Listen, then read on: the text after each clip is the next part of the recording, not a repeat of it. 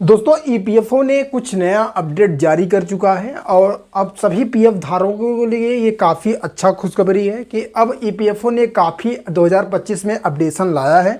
EPFO अभी कुछ नया अपडेट जारी किया है। आपको पूरा बताना चाहता हूँ कि पहले जो पुराना नियम था उस नियम में और नए नियम में बदलाव कर दिया है और अब जो नया नियम है उसी के बारे में पूरा डिटेल आपको समझाने वाला हूं कि पीएफ विड्रॉल को लेकर क्या नया नियम अभी लागू किया है ईपीएफओ टीम।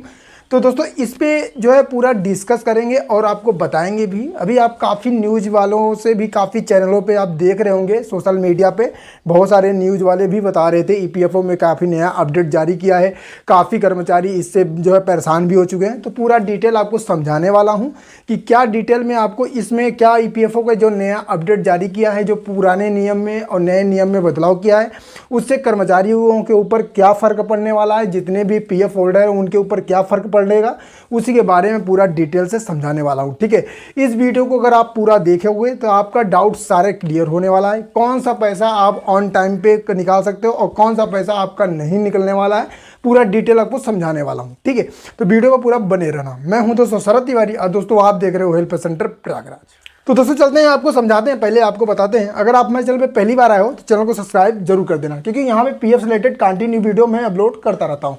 दोस्तों अभी जो CBT 238 की वहाँ मीटिंग हुई थी, जो है नई दिल्ली ईपीएफओ ऑफिस में जो अभी नया मीटिंग हुआ था। ठीक है, अभी मीटिंग हुई थी अक्टूबर में। ठीक है, तो अक्टूबर में जो मीटिंग हुई थी दोस्तों, उस मीटिंग में काफ़ी यहाँ पे ईपीएफओ टीम जो लेकर बदलाव किया है, काफ़ी बड़े अधिकारियों ने बदलाव किया है। अधिकारियों ने जो बदलाव किया है वो है एम्प्लॉयर और पेंशन से रिलेटेड इन्होंने सिस्टम में कुछ नया अपडेशन लाया है। पहले जो नियम था उस नियम में और दूसरे वाले अभी जो नियम लागू किया उसमें कुछ नया इन्होंने बदलाव कर दिया है। अब बदलाव में इसी बारे में पूरा आपको विस्तार से समझाने वाला हूँ। दोस्तों अभी जो मीटिंग में इन्होंने चर्चा किया है, चर्चा की विषय ये है कि अब जितने भी पीएफ होल्डर हैं, जितने भी कर्मचारी हैं जो कंपनी में काम कर रहे हैं, कंटिन्यू काम कर रहे हैं, वो अब अपना पैसा वो 100% निकाल सकते हैं। जी हाँ, अभी उन्होंने ये सिस्टम लागू किया है कि ये आप सुने भी होंगे, काफ़ी न्यूज़ वालों को भी सुने होंगे, काफ़ी लोगों का वीडियो भी देखे होंगे कि आपके लिए अच्छा खुशखबरी आ गया है। पीएफओ का पैसा जो है अब अपना ईपीएफओ का पैसा आप सारा निकाल सकते हो, ये आप लोगों ने सुना होगा। लेकिन क्या आपको पूरी तरीके से आपको सच्चाई आपको बताई गई है? नहीं, तो इस वीडियो में पूरा समझाऊंगा।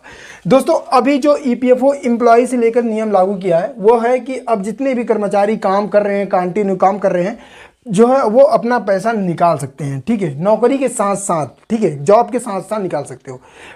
पहले जो पुराना नियम था उसको भी आपको बताऊंगा और जो नया नियम है उसको भी आपको यहाँ पे समझाने वाला हूँ। पहले जो नियम था दोस्तों वो था कि अगर आप जॉब पे कंटिन्यू जॉब कर रहे हो तो जॉब के साथ साथ अपना पैसा वही निकाल सकते हो जो आपका जो है जमा हुआ है। ठीक है, जो आपके सैलरी बेसिक रेट से जमा हुआ है 12%, वही आप जॉब के साथ साथ निकाल सकते थे। लेकिन अब इन्होंने ऐसा सिस्टम लागू किया है कि आप जॉब के साथ साथ कंटिन्यू भी आप दोनों पैसा निकाल सकते हो। एम्प्लॉय और एम्प्लॉयर का दोनों पैसा आपको यहाँ पे निकल जाएगा जॉब के साथ साथ। ठीक है, मतलब आपका ये 100% है, 75% हुआ, यहाँ 100% नहीं हुआ है। ठीक है, रियल बता रहा हूँ आपको, यहाँ 75% दोनों पैसा निकलेगा तो 75% आपका पैसा निकलेगा। तो दोस्तों अब यहाँ पे जॉब के साथ साथ आप निकाल सकते हो यहाँ पे। ठीक है, एडवांस के थ्रू। जब पहले हम फॉर्म 31 यहाँ पे फिलअप करते थे तो यहाँ पे सिर्फ ये वाला पैसा निकलता था। ठीक है, लेकिन अब यहाँ पे फॉर्म 31 फिलअप करेंगे तो ये और ये दोनों पैसा आपका आ जाएगा आपके पास जॉब के साथ साथ। हालांकि ये नियम में जो लागू किया है ये अच्छा ही नियम है, क्योंकि बहुत सारे लोगों को इमरजेंसी पैसे की ज़रूरत पड़ती है तो वो किसी और से लेते हैं तो अपना पैसा ही निकाल सकते हैं। चलो ठीक है, अच्छी बात है, ये तो बढ़िया है, कोई बात नहीं है। अब जो पहले वाला नियम था आपको समझ में आ गया होगा, पहले हम ये वाला पैसा निकाल पाते थे, ये और ये नहीं, दोनों साथ नहीं निकलता था जॉब के साथ। लेकिन अब इन्होंने चेंज कर दिया कि अब ये और ये दोनों निकल जाएगा। ठीक है, उसके बाद अब जो इसमें पहला नियम था और दूसरा नियम ये है कि यहाँ पे दूसरा नियम है ये, अब ये पेंशन से रिलेटेड, पेंशन वाला जो पैसा है वो आपको 25% जो है होल्ड रखना पड़ेगा। ये पैसा अब आपका नहीं निकलने वाला है। जी हाँ, क्यों नहीं निकलेगा? पहले आपको इस पैसे को निकालने के लिए क्या करना पड़ता था कि 2 महीने आपको यहाँ पे मंथली में आपको बेरोजगार रहना पड़ता था, या 2 महीने किसी कारण से जॉब चली जाती थी तो आप यहाँ पे अपना फाइनल पैसा तीनों निकाल लेते थे, एम्प्लॉय, एम्प्लॉयर और पेंशन, तीनों पैसा निकल जाता था। ठीक है, 2 महीने के बाद रिजाइन डेट सबमिट करके सारा पैसा निकल जाता था। लेकिन अब यहाँ पे नहीं निकलने वाला। सिर्फ आप यहाँ पे एम्प्लॉयर ही पैसा निकाल सकते हैं। पेंशन पैसा निकालने के लिए अब इन्होंने सिस्टम ये लागू कर दिया कि अब आपको 12 महीने बेरोजगार रहना पड़ेगा। जी हाँ, बिल्कुल सही सुन रहे हैं, 12 महीने आपको बेरोजगार रहना पड़ेगा, तब आपको पेंशन का पैसा निकाल सकते हो। अब इसमें आपको जो है आपको कन्फ्यूजन होगा कि 12 महीने कौन रह सकता है, तो बिल्कुल सही बात है, 12 महीने कोई बेरोजगार नहीं रह सकता है। तो इसमें 12 महीने जो बेरोजगार वाला जो ये सिस्टम लागू कर दिया, इसमें तो ये भी लगता है कि यहाँ पे सेंट्रल गवर्नमेंट का भी यहाँ पे रूल है, इनका भी डिस्कशन है इसमें, ठीक है। क्योंकि सेंट्रल गवर्नमेंट का इसकी जो रूल है, यहाँ पे ये चाहती है गवर्नमेंट कि जब 12 महीने बाद यहाँ पे रिजाइन डेट शो करेंगे तो 12 महीने बाद बेरोजगारी यहाँ पे शो होगा, ठीक है। तो बेरोजगारी की जो लिस्ट है वो उस लिस्ट डिजिटल लिस्ट में तो बेरोजगारी रहेगी ही नहीं, क्योंकि 12 महीने कोई बेरोजगार रह ही नहीं सकता, परिवार चलाने के लिए उनको नौकरी जॉब करनी ही पड़ेगी। तो यहाँ पे 12 महीने जो है इन्होंने सिस्टम लागू कर दिया। ये यहाँ पे ये नियम बहुत ही गलत है, ठीक है। अगर अपना पैसा भाई कोई 2 महीने बाद जॉब छूट जाती है, किसी कारण नौकरियां यहाँ जाती रहती हैं, प्राइवेट सेक्टर की कोई भरोसा नहीं है, कब नौकरी छूट जाए, आज छूट जाए कल छूट जाए।